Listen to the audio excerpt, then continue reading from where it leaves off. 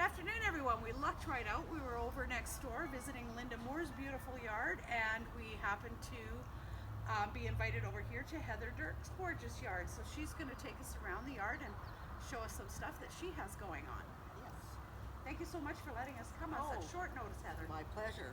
Yes, it's my pleasure. We've been in this house for almost 22 years, and I must give most of the credit, pretty much all of the credit, to the work that it has been done in our yard, to my husband, who wants to stay away because he's just finished mowing the lawn. Come out and say hello, Chris. Hello, I'm Chris. Yeah. He does most of the bull work. We worked together on planning our yard. When we moved into this house, there was nothing separating us from our neighbors behind us, with the exception of a chain link fence. And so we decided that we would plant evergreens to create privacy for both of us, but still to create a friendly neighbor yard that we can talk back and forth through the fence and pass things back and forth through the fence. So it's just been amazing that when I went to purchase plants for the yard, I hadn't really done a lot of research and planning, but we now have our yard so that just as one thing is finishing blooming, something else is starting. So we've got a dwarf plum tree and a 2-variety pear tree, as well as a dwarf 5-variety apple tree. And we do get quite a bit of fruit from the apple tree. Last year we got quite a number of pears. Hopefully this year we'll get some plums. We've had an excellent spring as far as our mason bees that we get from Gordon have been busy doing their little things, and we've had quite a few blossoms on our tree, so on all of our trees, so we're hoping to get a fair bit of fruit this year. And we have raspberries, garlic. We're growing some leeks, and I do have some squash still to put into the garden that will go in this weekend. And we've been very blessed that the birds seem to like what we've done in our yard. They like the bird baths, and I've even made little bug baths in the yard so that the bugs have some place to get a drink. Anyway, I don't know what else you want me to tell you. Dahlia in here, tomato, and here are some of my seedlings waiting to go into the garden.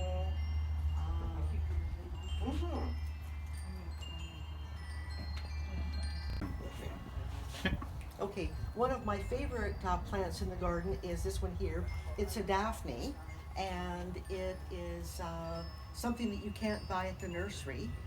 This was a seedling that came from the Daphne that I have in my front yard. I also have one over here at the fence that also has come from the one in the front. It's one of the first things to bloom. So oftentimes even as early as the beginning of February, you get lovely little pink, very fragrant flowers, which is the hope that spring's on its way. Okay, in here was originally a turtle, designed as a turtle pond.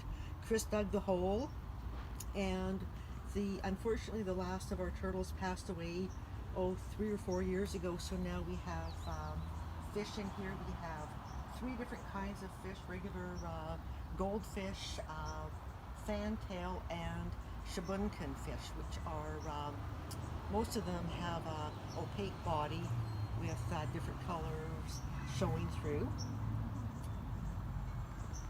And these little wild lilies of the valley, just started with a couple of them a little bit further up the garden here, and they've just spread and taken over. So at some point they'll probably take over most of the pond area.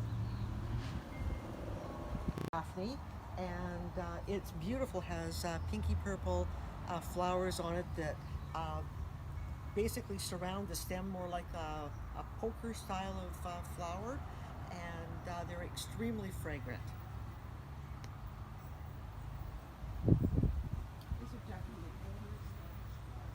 Part I never planned. It's so that, okay, as one thing's finishing, something else is starting. If you were to come the first or the middle of the month, every month, 12 months of the year, every month it would look a little bit different. So we're really pleased with how well it's turned out, and the birds love the bird baths, and especially the El Cheapo ones with the flower pot and the tray on top of it. They really seem to enjoy it. So we have all kinds of varieties of birds that come and visit our yard.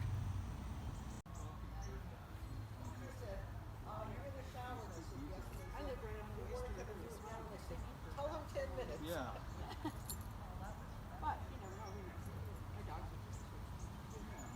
Around here isn't really that conducive to growing a vegetable garden, but I do like to have a few things I've got that we can eat. We've got Swiss chard and endive growing in pots, and I will have to thin them out a little bit because they are getting quite overgrown, and they're doing very well because here we are just about at the May long weekend, and I've got enough to be able to eat from my little container gardening.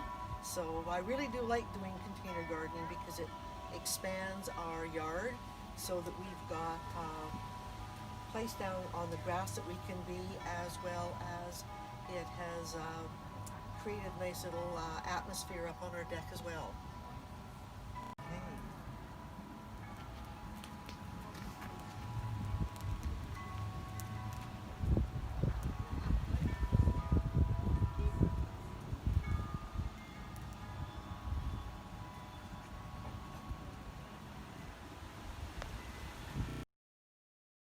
Good morning, everyone. We're here in Bev Coleman's yard up in Legacy Drive, which is up off of Evergreen and Campbell River. It's an absolutely amazing yard. Thank you so very much, Bev, for letting us come and tour your yard. You're welcome. We've been here for 4 years, and when we moved into this house, the garden was done for us. So it was a bit intimidating for me at first, but it's very manageable, and we really, really enjoy it. And 4 years later, we're still able to keep it like this.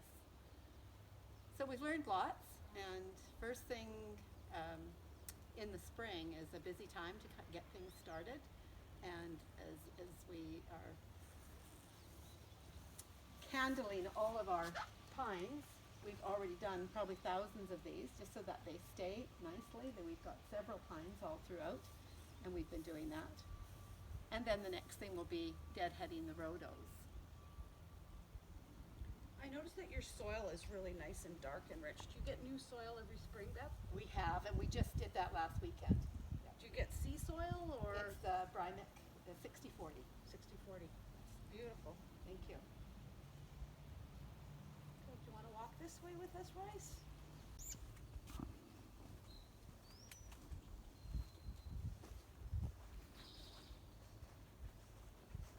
Oh, yeah. Sorry.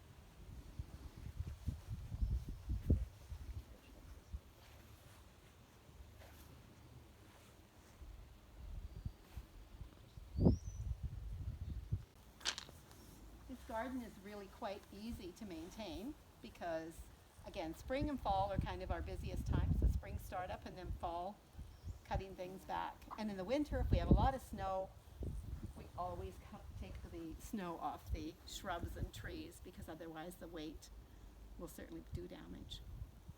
So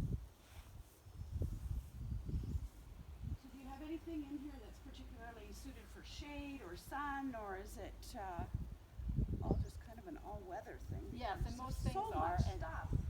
Yeah, and we have a in-ground sprinkling system too, so everything gets watered well. There'll be lots of color come summertime. There's lots of phlox in here, echinacea. The peonies are yet to bloom.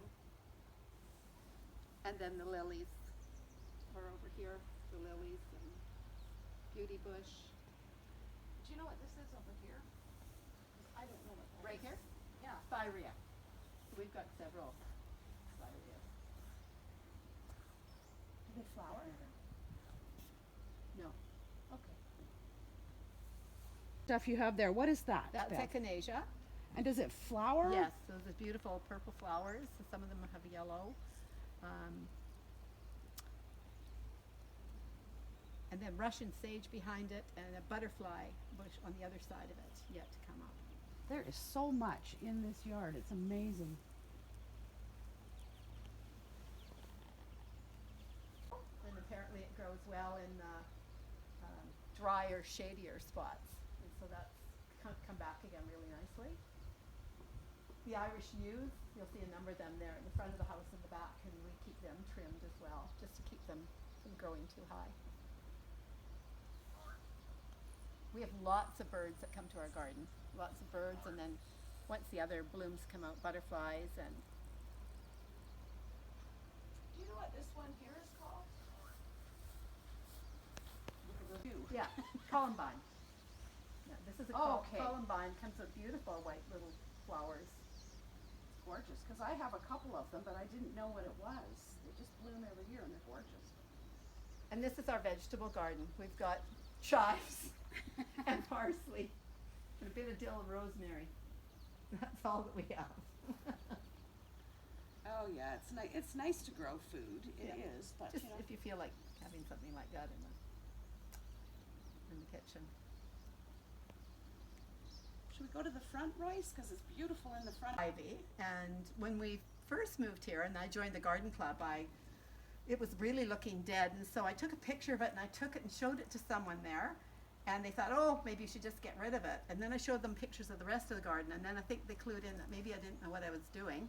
So I took out she said, take out all the dead stuff. My husband keeps it trimmed, and it's a lovely little wall on this side of the patio, so we like it.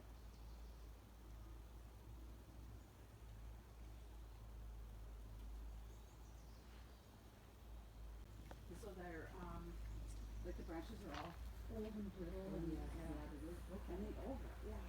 There's some blood streaming down and my husband he did all the gardening in our life. He was Coleman before that story. He did all the gardening. So it was all new to me, but it takes two of us to do it. So now that they're quite big, there's four of them. So, real quick. Thanks very much for having us, Bev. Your yard is absolutely stunning. Well, thank you for coming, and you're welcome anytime. Come back and see color throughout the summer. Maybe next summer we can bring people through. Oh, sure. Thank you.